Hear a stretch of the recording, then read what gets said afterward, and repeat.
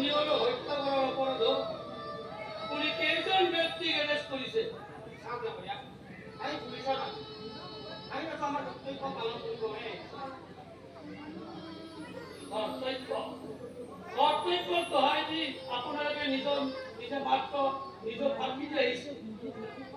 যিসকলে জঘন্য অপৰাধ কৰিও টিঘিল গিলাই ঘূৰি ফুৰিছে, ড্ৰাগছকে আদি কৰি কুৎসিত ব্যৱসায় কৰি দেশখনৰ যুৱচামক ধ্বংসৰ পথলৈ ঠেলি পঠিয়াইছে, এইবোৰ দাবী অপৰাধী কৰায়ত্ব কৰাটো আপোনালোকৰ কৰ্তব্য নহয়। চাওক না ভৈয়া, এই যে প্ৰশাসন দিছো ইয়াৰ অৰ্থ হ'ল প্ৰমাণ। আচলতে প্ৰমাণৰ অবিহনে আমি একো আগবাঢ়িব নোৱাৰোঁ। মই চব জানো, কিন্তু এই প্ৰশাসন একোৱে নাজানো।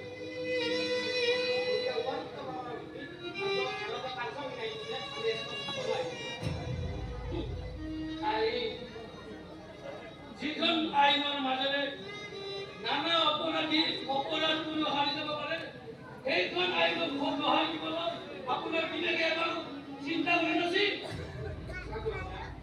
আইনৰ যথেষ্ট পৰিমাণ সেইটো মই জানো, কিন্তু সেই আইন ঘোষণা কৰিছে মোক আইনত চেষ্টা কৰিছে। আপুনি